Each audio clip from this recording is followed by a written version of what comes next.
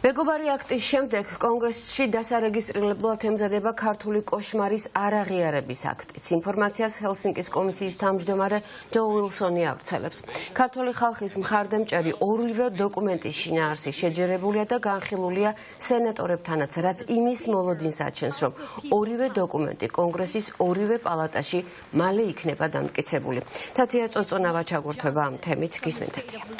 დიახ, ამერიკის შეერთებულ შტატებში აქტიურად განიხილავენ იმ ნაბიჯებს, რომელსაც დგამს ოფიციალური ვაშინგტონი ბიძინა ივანიშვილის წინააღმდეგ, მათ შორის არის დენიელ ფრიდი, გამოცდილი დიპლომატი, სახელმწიფო მდივნის ყოფილი მოადგილე და ატლანტიკური საბჭოს უფროსი მკვლევარი, რომელიც დეტალურ ინტერვიუს აძლევს ამერიკის ხმას და აანალიზებს იმ ნაბიჯებს, რომელიც გადადგა ამ შემთხვევაში ამერიკის სახაზინო დეპარტამენტმა ბიძინა ივანიშვილის წინააღმდეგ და დაუწესა მას პერსონალური სანქციები. დენიელ ფრიდი ყურადღებას ამახვილებს იმ განკარგულებაზე, რის მიხედვითაც დასანქცირდა ბიძინა ივანიშვილი, ეს არის ბაიდენის განკარგულება 14.04, რომლის ქვეშაც დასანქცირდნენ წლების განმავლობაში რუსეთის აგენტები. შესაბამისად, როდესაც ბიძინა ივანიშვილიც ასეთი ადამიანების გვერდით ხვდება, ეს პირდაპირ მიუთითებს დენიელ ფრიდის შეფასებით იმაზე, რომ ვაშინგტონს აქვს დეტალური ინფორმაცია ბიძინა ივანიშვილის კავშირებზე რუსეთთან. ასევე დენიელ ფრიდი საუბრობს იმაზეც, რომ საინტერესოა ის ნაწილიც, რომ მაგნიცკის აქტში არ შეიყვანეს ბიძინა ივანიშვილი და ის არის დასანქცირებული ამ შემთხვევაში 14.04 განკარგულების საფუძველზე, რაც შესაძლოა იმას ნიშნავდეს, რომ ვაშინგტონი ჯერ კიდევ უტოვებს გზას ბიძინა ივანიშვილს, რომ გაეშვას, ასე ვთქვათ, ქართულ ხალხს მის ევროპულ მისწრაფებებს და აღარ შემოაბრუნოს ქვეყანა რუსეთის მიმართულებით, ვინაიდან ამ დროისთვის, რაც ვიცით, არის ის, რომ სახაზინო დეპარტამენტს პერსონალურად ბიძინა ივანიშვილისთვის აქვს დაწესებული სანქციები. ეს სანქციები არ ეხება მის ოჯახის წევრებს, მათ შორის მის ბიზნესის ნაწილს, მათ შორის მაგალითად ქართულ ბანკს.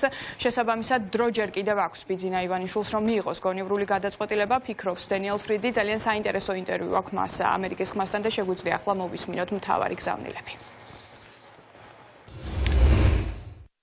მაშინ, როდესაც ხაზინამ სრული ბლოკირების სანქცია დააწესა, მან ასევე ლიცენზია გასცა გარკვეული ეკონომიკური ტენდენციების ქმედებების გაგრძელებაზე. ჩემი ინფორმაციით ეს მოხდა, რადგან ამერიკის მთავრობას არ სურდა ზიანი მიეყენებინა საქართველოს ეკონომიკის ან ქართველი ხალხისთვის. ამიტომაც არ წავიდნენ იმ კომპანიების წინააღმდეგ, რომლებიც მართალია ივანიშვილის საკუთრებაა, თუმცა სანქცირებამ შეიძლება ზიანი მიაყენოს საქართველოს ეკონომიკასაც და ქართველ ხალხსაც. ივანიშვილს ახლა ბევრად უფრო გაუჭირდება ბიზნესის წარმართვა. ეს საკმაოდ დიდი საქმეა. რა თქმა უნდა, სანქციებს დიდი გავლენა არ ექნება მის ბიზნესზე რუსეთში, თუმცა ამას მაინც მნიშვნელოვან ნაბიჯად ვთვლი. ეს სანქციები ვეთ საქართველოს დემოკრატიას გადაარჩენს. ეს საბოლოოდ ქართველი ხალხის გასაკეთებელია. მეტიც ძალიან საინტერესოა, რომ შეერთებულმა შტატებმა ივანიშვილს სანქციები დაუწესა რუსეთის აგენტად მოქმედების ან რუსეთის ინტერესების სასარგებლოდ ქმედებისთვის. სანქციები დაწესდა კონკრეტული აღმასრულებელი ბრძანებით, რომელიც მიზანში იღებს რუს აგენტებს და იმ აგენტებს, ვინც რუსული ინტერესების დაწინაურებისთვის მოქმედებენ. ეს საკმაოდ საინტერესოა, რადგან ეს ნიშნავს, რომ შეერთებულ შტატებს აქვს ინფორმაცია ივანიშვილის კრემლის სასარგებლოდ მოქმედების შესახებ. ამერიკას შესაძლოა ივანიშვილისთვის სანქციები ადამიანის უფლებების დარღვევის გამო მაგნიცკის გლობალური აქტით დაეწესებინა. ამის ნაცვლად მან სანქციები რუსეთის სასარგებლოდ ქმედებებისთვის დააწესა. ამერიკას და საქართველოს სხვა მეგობრებს დახმარება შეუძლიათ. ამის ბევრი გზა არსებობს, მაგრამ საბოლოო გადაწყვეტილებას ქვეყნის მომავალზე არა ბრიუსელში, ვაშინგტონში ან მოსკოვში, როგორც ეს რუსეთს გონია, არამედ თბილისში ქართველები მიიღებენ. თუ ტრამპის ადმინისტრაცია ივანიშვილისთვის დაწესებულ სანქციებს გააუქმებს, ის გამოჩნდება როგორც სუსტი და დამორჩილებული, როგორც კრემლის ნების შემსრულებელი. ეს ძალიან ცუდი პოზიცია იქნება ტრამპის ადმინისტრაციისთვის და ვფიქრობ, ტრამპის გუნდს განსაკუთრებით ეროვნული უსაფრთხოების მიმართულებით პოზიციებზე მყოფ ადამიანებს ეს არ ენდომებათ. ის რომ ტრამპის გუნდი არ აპირებს უკან დახევას და მეტიც კიდევ უფრო ხისტი ნაბიჯების გადადგმას აპირებს ოლიგარქიული რეჟიმის წინააღმდეგ, ამაზე მიუთითებს რესპუბლიკელების აქტიურობა კონგრესში, მათ შორის 119 კონგრესის პირველივე სხდომაზე მეგობარი აქტის წარდგენა ჯო უილსონის, სტივ კოენის, მარკ ვიზისა და რიჩარდ ჰადსონის მიერ. ეს არის ორპარტიული დოკუმენტი, რომელიც არის კიდევ უფრო გამკაცრებული, სადაც საუბარია იმაზე, რომ არა მხოლოდ ბიძინა ივანიშვილი და მისი ოჯახი უნდა დასანქცირდეს, არამედ ქართული ოცნების ყველა წევრი მათ ოჯახებთან ერთად უნდა იქნას დასანქცირებული თუ დადასტურდა რომ ამ შემთხვევაში ქონდა საქმე კორუფციას მათი მხრიდან. ძალიან საინტერესოა ეს დოკუმენტი, ასევე საუბარია იმაზე რომ ქვეყნის ევროინტეგრაციის გზაზე დაბრუნების შემთხვევაში ეს ახალი რედაქცია ითვალისწინებს სამხედრო დახმარებას, ეკონომიკური ურთიერთობების გაღრმავებას, კურსის შენარჩუნების შემთხვევაში კი კიდევ უფრო დამატებით და მკაცრ სანქციებს. მოკლედ ეს დოკუმენტი პირველივე სხდომაზე წარადგინეს 4 კონგრესმენმა და როგორც პრეს-რელიზში არის ინფორმაცია მითითებული, ეს დოკუმენტი მისი შინაარსი არის განხილული როგორც სენატთან, ასევე რესპუბლიკელების და დემოკრატების ლიდერებთან. მოკლედ ერთგვარი კონსენსუსი ამ დოკუმენტთან დაკავშირებით არსებობს. შესაბამისად არსებობს მოლოდინი იმის შესახებ, რომ ეს დოკუმენტი მალე იქნება მიღებული ორივე პალატაში. ასევე ჯო უილსონი ავრცელებს ინფორმაციას, რომ კიდევ ერთი დოკუმენტი, ქართული კოშმარის არაღიარების აქტი იქნება უკვე მზად არის ინიცირებისთვის და სავარაუდოდ რამდენიმე დღეში უკვე წარედგინება კონგრესს. ესეც არის ორპარტიული არაღიარების აქტი.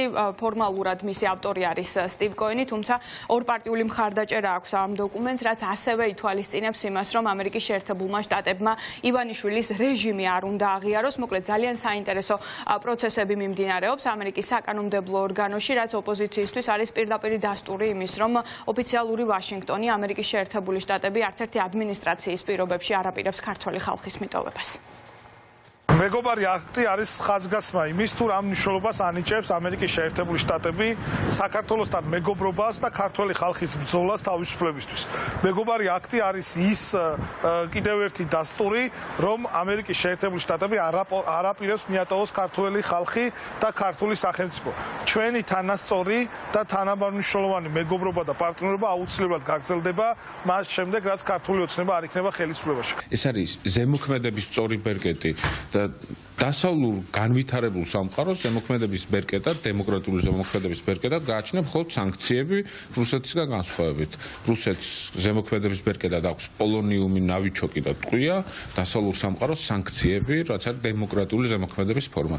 ივანიშვილს მოუწევს მძიმე სანქციების მიღება საკუთარ თავზე და მის გარემოცვაზე, რამაც უნდა დაახევინოს მას უკან. იმიტომ რომ პირველადი სანქცია, რომელიც ჩვენ ნახეთ და მოვისმინეთ, ეს არის რეალურად გამაფრთხილებელი. ეს სანქციები კიდევ უფრო ფართოვდება და ღრმავდება. ამის მაგალითი არის კიდევ ხელახლა ინიცირება ახალ კონგრესში და სენატშიც მეგობარი აქტის, ხო, ჯო უილსონისა და ერთი ჯგუფის მიერ კონგრესმენების და სენატორების, რაც ითვალისწინებს კიდევ უფრო გართულებას, დამძიმებას, სანქციების იმ პირების მიმართ და უფრო ფართოვდება იმ პირების წრე, ვინც არის პასუხისმგებელი ყველა მოქმედებაზე. ეს არის დემოკრატიის ძირის გამოთხრა, ეს არის ადამიანის უფლებების დარღვევა, ეს არის დარბევა, ეს არის კორუფცია თუ ასე შემდეგ. თავარია ქართული ოცნების რეჟიმს არ უნდა ჰქონდეს საერთაშორისო აღიარება და ამით ვაიძულოთ ახალი არჩევნების ჩანიშვნა. პროცესი მიდის ძალიან კარგად, პროცესი მიდის რუსთაველზე.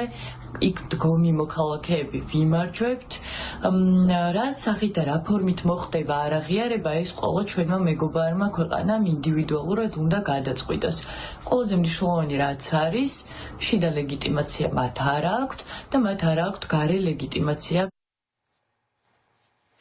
რესპუბლიკელი და დემოკრატი კონგრესმენები აქტიურად ლობირებენ იმას, რომ ეს ქართველი ხალხის მხარდამჭერი ეს ორი დოკუმენტი, რაც შეიძლება სწრაფად იქნა საბოლოოდ მიღებული ამერიკის საკანონმდებლო ორგანოში, მათ შორის ჯო უილსონი, ჰელსინკის კომისიის თავმჯდომარე და ტრამპის გუნდის წევრი, ამერიკის პრეზიდენტის მომავალ მრჩეველს ეროვნული უსაფრთხოების საკითხებში მაიკ უოლცს ესაუბრა საქართველოსთან დაკავშირებით და დეტალურად ჩააყენა საქმის კურსში თუ რა ხდება რეალურად ახლა საქართველოში, როგორც ცდილობს ბიძინა ივანიშვილის რუსული რეჟიმი ქვეყნის ევროინტეგრაციის გზიდან ჩამოშორებას და ასევე რამდენიმე დღის წინ გავრცელდა ძალიან საინტერესო განცხადება მაიკ ტერნერის და ჯერი კონოლის, რომლებიც ძალიან დეტალურად იცნობენ საქართველოში მიმდინარე პროცესებს. ჯერი კონოლი იყო საქართველოს მეგობართა ჯგუფის თანათავმჯდომარე და შესაბამისად მან ძალიან კარგად იცის რა ხდება საქართველოში და ისინი უჭერენ მხარს სანქციებს და მეტიც ისინი ითხოვენ, რომ კიდევ უფრო გამკაცრდეს ივანიშვილის ოლიგარქიული რეჟიმის წინააღმდეგ ეს სანქციები.